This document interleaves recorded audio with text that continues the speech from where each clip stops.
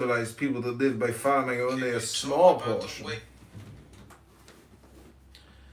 Smaller still the number of those who, having office or fortune, travel by carriage or by boat.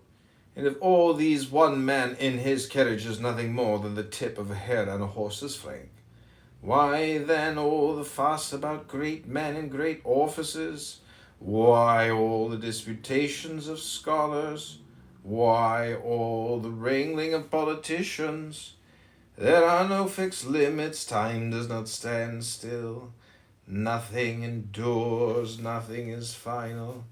You cannot lay hold of the end or the beginning.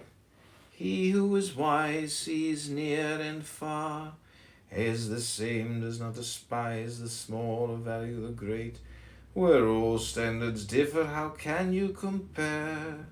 With one glance he takes in past and present, without sorrow for the past or impatience for the present. All is in movement. Small.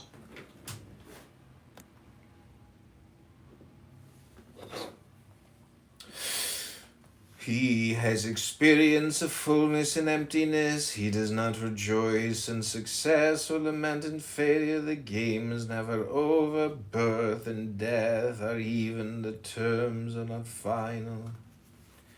Great and small. When we look at things in the light of Tao, nothing is best, nothing is worst. Each thing, seen in its own light, stands out in its own way.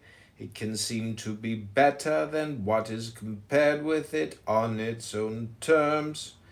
But seen in terms of the whole, no one thing stands out as better. If you measure differences, what is greater than something else is great. Therefore, there is nothing that is not great. What is smaller than something else is small. Therefore, there is nothing that is not small. So the whole cosmos is a grain of rice. So the whole cosmos is a grain of rice. The tip of a hair is as big as a mountain. Such is the relative view. You can break down walls with battering rams, but you cannot stop holes with them. All things have different uses. Fine horses can travel 100 miles a day, but they cannot catch mice like terriers or weasels or creatures have gifts of their own. The white-horned owl can catch fleas at midnight and distinguish the tip of a hair.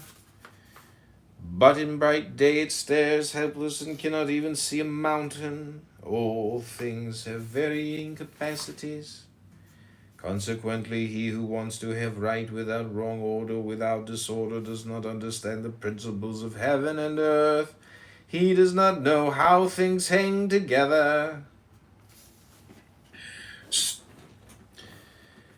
Can a man cling only to heaven and know nothing of earth? They are correlative. To know one is to know the other. To refuse one is to refuse both. Can a man cling to the positive without any negative, in contrast to which it is seen to be positive? If he claims to do so, he is a rogue or a madman. Thrones pass from dynasty to dynasty, now in this way, now in that. He who forces his way to power against the grain is called tyrant and usurper. He who moves with the stream of events is called a wise statesman.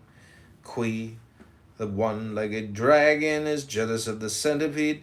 The centipede is jealous of the snake is jealous of the wind is jealous of the eye is jealous of the mind. Qui said to the centipede, I manage my one leg with difficulty. How can you manage 100? The centipede replied, I do not manage them. And know nothing of it.